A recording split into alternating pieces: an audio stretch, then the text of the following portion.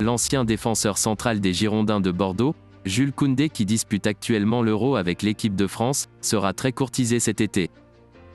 Selon la presse espagnole et le média madrilène ABC, l'ancien Bordelais aurait confié à Karim Benzema et Kylian Mbappé qu'il souhaitait rejoindre le Real Madrid.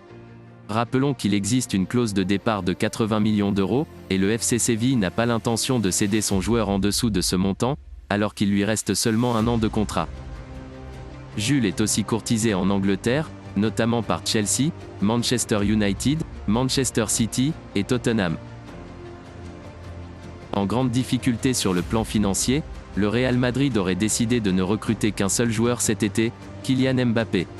Et pour avoir les moyens d'arracher le champion du monde français au PSG, le club merengue compterait sacrifier plusieurs joueurs, et notamment Mariano Diaz, Luka Jovic, Dani Ceballos et Brahim Diaz. Malgré son échec à l'été 2017, le Real Madrid n'aurait pas abandonné l'idée de recruter Kylian Mbappé. Alors que l'attaquant français sera en fin de contrat le 30 juin 2022, Florentino Pérez serait on ne peut plus déterminé à le recruter lors du prochain mercato estival. D'ailleurs, comme l'a précisé Marca, le président du Real Madrid ne compterait pas s'offrir un autre joueur cet été. Et pour se donner les moyens de ses ambitions, le club emmené par Carlo Ancelotti serait prêt à tous les sacrifices. Débarqué au FC Barcelone comme le transfert de l'année en janvier 2018 en provenance de Liverpool, Philippe Coutinho est plutôt le fiasco de la décennie. La suite de sa carrière s'écrit désormais loin, très loin de la Catalogne. La seule certitude sur ce dossier est que le FC Barcelone veut absolument se débarrasser de Philippe Coutinho cet été, afin de récupérer quelques liquidités fondamentales pour la survie du club. Le Brésilien de 29 ans est un gouffre financier pour le club catalan déjà dans le rouge. Cette saison, l'ancien des Reds n'a disputé que 14 rencontres, un total bien trop faible pour un joueur de son calibre. Si la Première Ligue s'intéresse à Philippe Coutinho, l'Inter Milan rentre dans la danse. Selon Sport, le club italien aimerait enregistrer le retour de son ancien poulain, passé à l'Inter de 2008 à 2013. Les Milanais proposent un prêt avec option d'achat, une alternative qui ne plairait pas forcément à la direction catalane. Manchester United souhaiterait se débarrasser de certains indésirables, afin de pouvoir se renforcer à des postes clés. Deux indésirables ont pour le moment été ciblés, Anthony Martial et Danny Van de Beek. Un mercato mouvementé attend Manchester United, qui veut se renforcer tant offensivement que défensivement avec notamment les pistes Jadon Sancho et Raphaël Varane. Pour cela, les Red Devils souhaitent se séparer de certains joueurs, qui ont fait leur temps et n'ont pas réussi à s'imposer dans l'effectif de Ole Gunnar Solskjaer. Une nouvelle fois auteur d'une saison mitigée, 7 buts et 9 passes décisives en 36 rencontres disputées, Anthony Martial manque cruellement d'efficacité pour se maintenir dans un top club européen.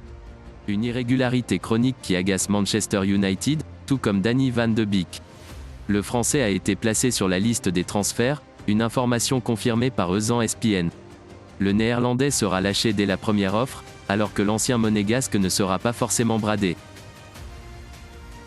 Auréolé partout où il passe, Kingsley Coman pourrait bien quitter le club bavarois. Des frictions entre la direction du Bayern et le tricolore sembleraient sceller son destin. Liverpool souhaite en profiter et a déjà formulé sa première offre. Selon la Gazzetta dello Sport, Liverpool aurait soumis une offre pour Kingsley Coman. Une proposition de 35 millions d'euros refusée par le Bayern Munich qui en attend 50 millions d'euros. Manchester United et Chelsea seraient également très intéressés par le Français. C'est une équipe complète. Je crois que les dernières années, je crois qu'ils ont encore des autres joueurs. Bernardo Silva, aussi Jota qui est à Liverpool, Joao Félix à Atlético, aussi Bruno Fernandes avec Cristiano aussi. Donc je crois que vraiment vers l'avant, ils ont de bons attaquants. Au mieux, ils ont un bloc fort. Et derrière, sur le moment, il y avait aussi Pepe qui joue encore et le défenseur de City là, qui a joué une bonne année. Donc c'est une équipe complète, un bon gardien aussi. Donc c'est vraiment une équipe qui peut aussi aller loin. Donc c'est dommage qu'on le touche déjà maintenant dans les huitièmes. Mais bon, ça c'est le foot, c'est les Euros. Donc ça va être un grand match. When you put a plan against a player specific, you could be hurt by other players. The way that Portugal plays, they got a lot of threat, they got a lot of pace in behind. of course, Cristiano Ronaldo seems to be the player that he gets the right moment, that right pass and the right chance, and you have to be always aware. But you have to defend the 10 players, the 10 outfield players of Portugal in the same measure, and we need to be compact, we need to be really solid, and we need to defend as a team. Wir freuen uns auf das Spiel, wir freuen uns auf diesen großen Gegner, großen Namen England. Ja, England hat auch immer wieder Ambitionen bei allen großen Turnieren und ja, ich denke, damit ist alles gesagt. Es wird darum gehen, diese Umschaltmomente und die Aktionen, die die Engländer nach vorne haben, dass wir da hundertprozentig dagegenhalten und eben ja, die Offensive der Engländer so gut wie möglich im Zaum halten. Wenn wir dann einfach auch vielleicht nur 2, 3 Chancen bekommen in diesem Spiel, dann kann das ja so sein.